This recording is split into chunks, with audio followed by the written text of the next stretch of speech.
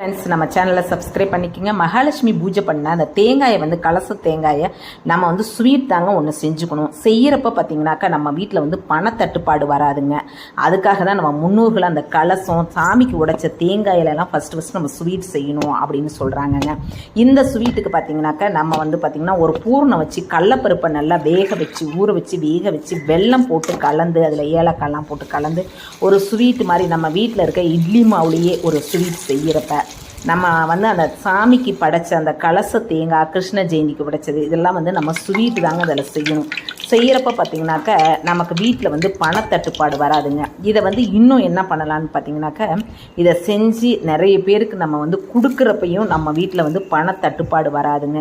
எப்போவுமே சாமிக்கு உடைக்கிற தேங்காயை ஃபஸ்ட்டு நம்ம ஸ்வீட்டு தாங்க செஞ்சுக்கணும். எந்த ஸ்வீட்னாலும் நம்ம சிம்பிளாக செஞ்சுக்கலாங்க. முடியலன்னா கூட தேங்காயை திருவி வெல்லம் கலந்து கூட சாப்பிட்டுக்கலாங்க. இதையும் ஃபாலோ பண்ணிக்கோங்க.